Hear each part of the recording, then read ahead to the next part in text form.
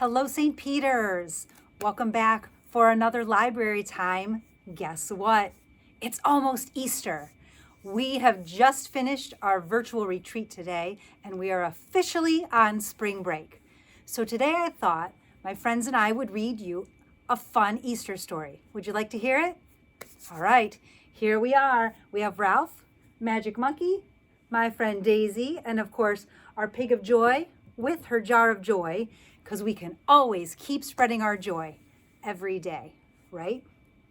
Okay, do you have your friends gathered around? Are you ready to hear our Easter time story? Let's do it. Let's get ready for library. Let's turn up our ears so we're ready to listen. Turn off our mouths so we don't make a sound. Put your hands quietly in your lap.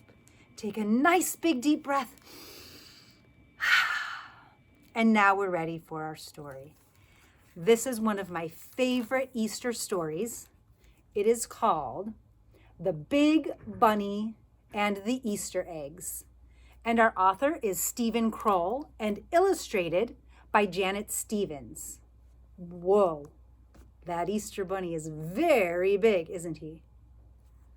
Let's see what happens. They called him a big bunny, that's for sure. Here he is. Looks like he's paying some eggs, getting ready for Easter time.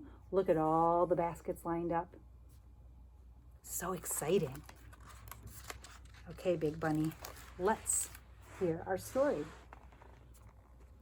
Wilbur was very big and very tall. He had great big ears and great big feet. So big, everything on him was big.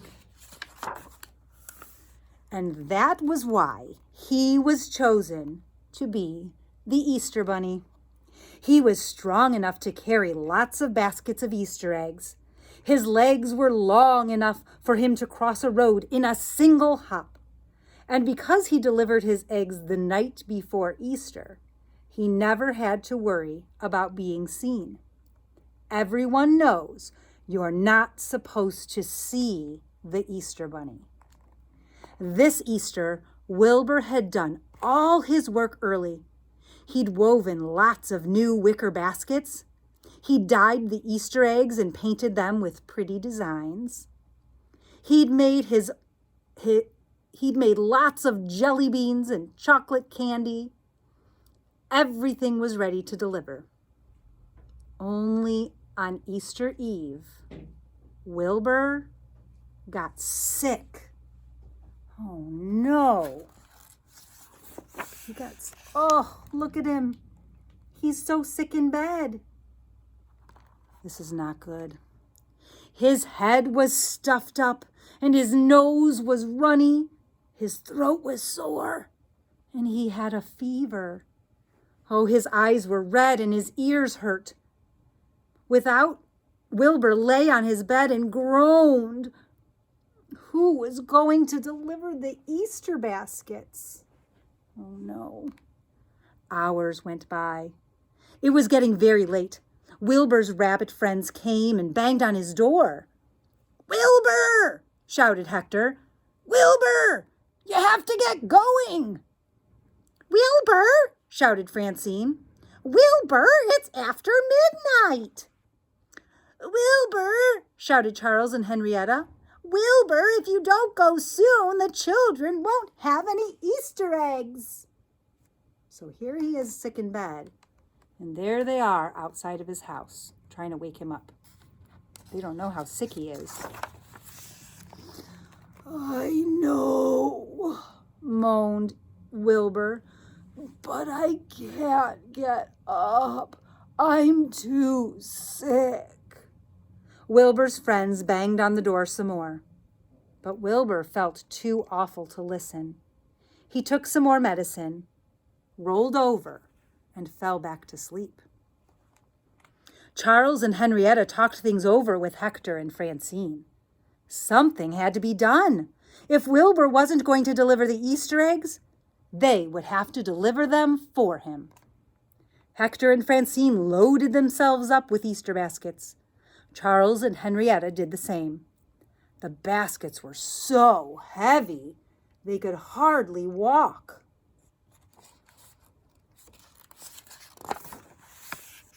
Oh, the four of them struggled through the woods. "Hector," said Francine, "Hector, I can hardly see." "Oh, that's okay," said Hector. "Just try to follow me, Francine." At that moment, Francine bumped into Hector, and Charles bumped into Henrietta. Dozens of Easter baskets crashed to the ground. Broken eggs were everywhere. "I think," said Charles, "we'll have to come up with a different idea." Oh, no. I wonder how many eggs they broke in that catastrophe. He and Henrietta went to get her red wagon. Hector and Francine helped them load it with Easter baskets. When it was piled high, all four of them pulled the wagon to the road. Well, that doesn't seem like a terrible idea, using a wagon. Suddenly, the wagon hit a rock and turned over. Oh, the Easter baskets were scattered everywhere. "I don't think we can do this," said Hector. "Soon it will be morning," said Charles.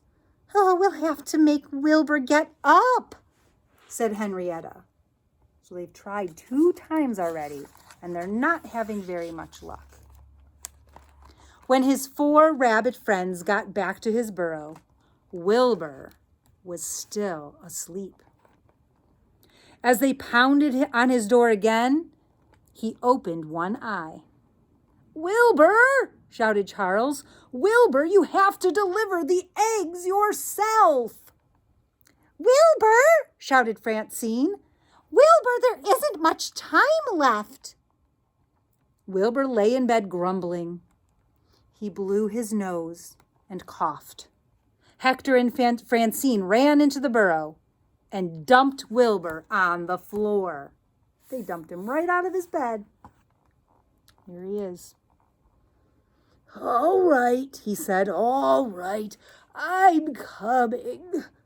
He put on his earmuffs, his scarf, and his favorite jacket to make sure he kept warm. He put an ice pack on his head, a nice big handkerchief in his jacket pocket, and tucked a hot water bottle under his arm. "Hurry!" his friends shouted. "Hurry, Wilbur!"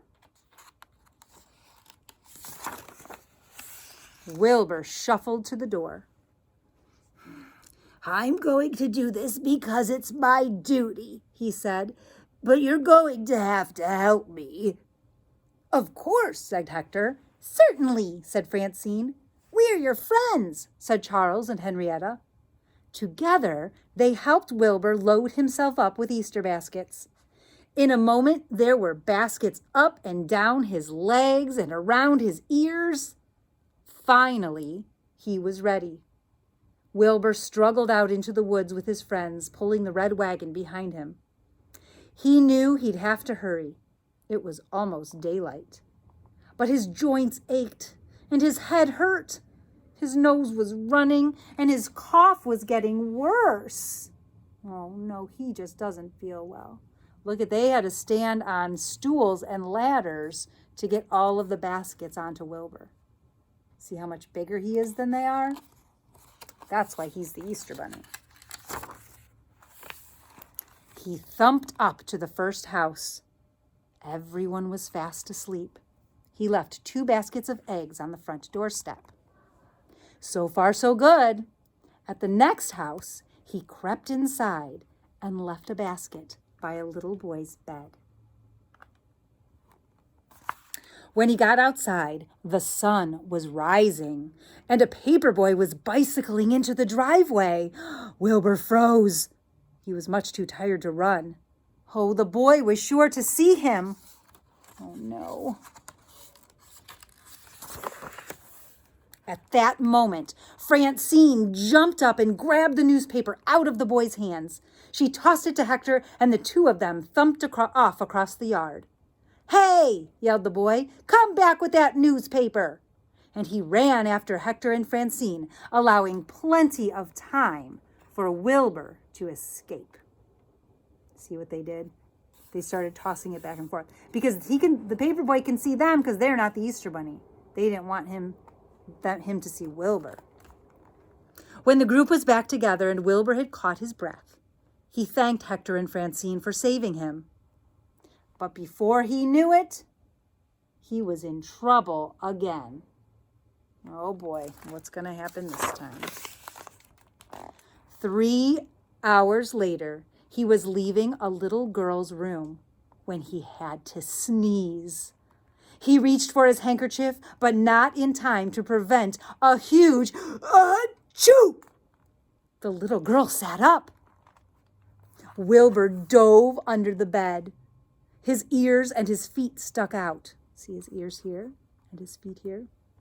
Any second he'd be seen. Then Charles and Henrietta pulled the covers over the little girl's head. Wilbur jumped up and ran out of the house. Whew, that had been close. Oh my goodness, she almost would have seen him. For the rest of the time it took to deliver the Easter baskets, Wilbur was always in danger of being seen. He hid behind trees and dove into bushes, but his friends had to keep saving him. Because look at him. Can you still see him behind that tree? So can I. And diving into the bush, he's so big, they're distracting this police officer so he doesn't see him. Oh my goodness. They're even getting chased by a dog. Whew. Finally, all the eggs were delivered. Wilbur was so tired he fell asleep. His friends had to pull him home in the red wagon. Look at where he hid here in the clothesline under a big bed sheet. And they're still helping him, giving the lady her milk. But there he is. Does he look any better? Oh no. He might be feeling even worse after all that hard work. He usually gets all his work done at nighttime. When the children started looking for their Easter baskets, they found them under bushes, on fence posts, and hanging from trees. It was the strangest Easter they'd ever had. But they didn't mind. Easter had never been so much fun.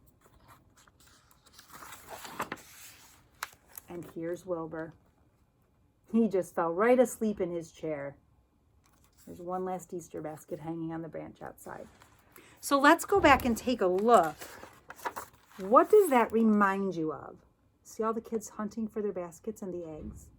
It looks like an Easter egg hunt, right? Because there's eggs around, there's baskets. Now, before this, Wilbur just dropped off Easter baskets on people's doorsteps or maybe right inside by their bed. But this day, he didn't have much choice because he felt so bad. He was running out of time, so he had to put them anywhere he could find. And do you know, my Easter basket is always a little bit hidden. It's never just right by my bed. I always have to search around for it. Do you have to search around for your Easter basket? Could have been the Easter bunny. Had to hurry up and rush around. Wasn't that a fun story? I thought it was fun. And it got me thinking about a game that I used to play with my brothers. And you've been doing a lot of activities and a lot of crafts in school. Even the virtual learners had crafts to do today from our art teacher. So I thought instead of doing an activity today, I would teach you a game that in case it gets cold, it might be kind of cold and rainy a couple days over break and you have to stay inside. I know you have video games and you might even have other board games or maybe you play Pokemon cards. But here's something different that maybe you don't know how to play. And you'll also you might have some plastic Easter eggs laying around. You could use those. I'm going to use this little guy. This is Woodstock. He's a little bobblehead. You can use anything. Anything that's kind of small that can fit in your hand. And we kind of play a hide and seek game with him. So if you have an Easter egg, you could use your Easter egg to play the hide and seek game. And the way that you do it is you can hide him, but he can't be totally covered. You have to be able to see a little bit of him. So if I was going to hide him here, now you're watching because you're going to see how to play the game, but otherwise you'd have to close your eyes. So if I wanted to hide him where you could kind of see him, but not really, I might tuck him behind Daisy. So see how he's sticking out, but he's still kind of hard to see? You would just leave him just like that. And then the other people who are playing with you come back into the room, or they uncover their eyes if you had them covering their eyes. And the first person to spot it and to go get it is the winner of that round. And then they get to hide him for the next round. And you can play it anywhere in your house that your parents say that it's okay to play.